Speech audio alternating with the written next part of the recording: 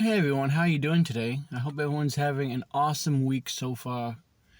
Thank you for joining me here, Retro Geek Gaming, where we talk about retro geek and of course gaming related stuff, mostly gaming. Now, that being said, might be a name change coming up. I don't really know. Um, I've already changed my gamer tags and all that stuff like that, my gaming online IDs, so I might just maybe change the YouTube channel as well, but that's neither here nor there. Thank you for joining me for today's YouTube video. I know it's been a while since I've done a video. Shocking, I know.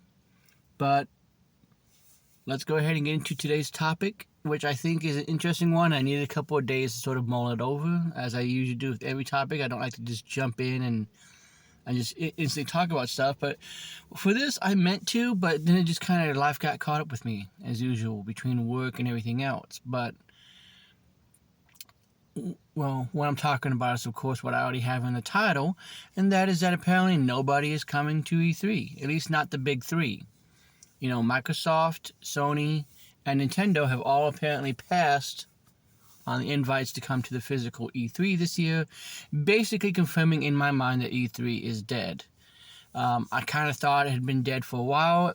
The past couple of years, it's been lackluster, to say the least.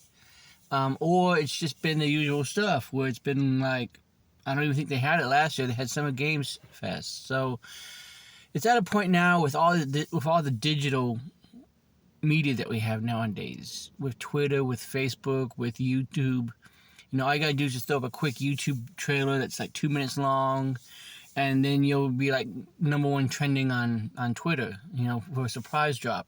You don't have to necessarily do it. And this is something that Nintendo made very clear when they started doing Nintendo Directs, that they wanted to be in control of the show and they wanted to show stuff their way. And it's been working for them. People look forward to Nintendo Directs, you know?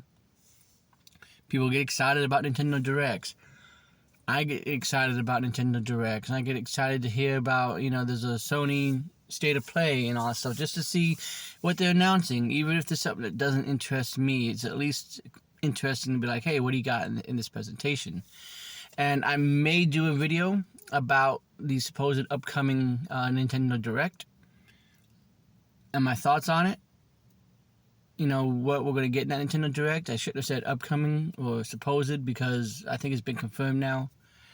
But I think it's interesting that we're not getting a physical, or that we are getting a physical E3, but that we're really going to just get a bunch of third-party stuff that's going to show off the stuff anyway. Like, we're going to get third-party developers there from the sounds of it, and we're going to have them showing off games, obviously, for PlayStation and Microsoft, and probably even some Nintendo Switch developers will be there showing off stuff. So, in a way, we're still getting a regular E3, but it's not the same. And really, E3 hasn't been the same for a long time. So maybe it's time to just put that final nail in the coffin and bury it, call it done. Because there's no reason for the big three to be there. Not when they've had success before with Nintendo Directs, State of Plays. I forget what Microsoft calls their digital events, but there's just no need for it anymore. You know, especially when you have to rent show floor space to show off these games. And I'm sure it's cheaper for them in the long run to just film about an hour's worth of material, put it up on the internet. And really, they don't even have to film that much, because most of it's gameplay. So they really just have to film somebody talking for, you know, less than an hour. Show some gameplay footage, maybe upload the demos so people can try them, and then that's it. They don't have to have a show floor space with banners and all these big...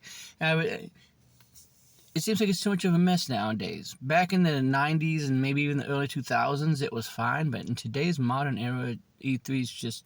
it's a relic. And it's sad, because I loved E3. I always looked forward to E3 and kind of hearing these big announcements, but big announcements can come in the middle of September now. You know, like, it's not this big thing where it's like, oh, we get it once a year. They might show off hardware. They might show off this, that, and the other. I think it'd be great if Nintendo showed off hardware. I do think that it is around the corner. I've talked about this numerous times. I've heard other YouTube channels talk about this numerous times about how there's supposedly new hardware around the corner. But that's not what this video is about. This video is about E3. So what do you guys think about E3?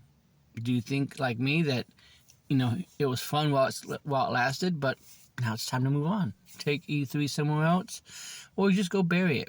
Because at this point now we have so many digital events that there's no point to it. We can literally announce something in the middle of April and get just as much of a reaction if you announce it at E3. But that's all that I got for you on this subject.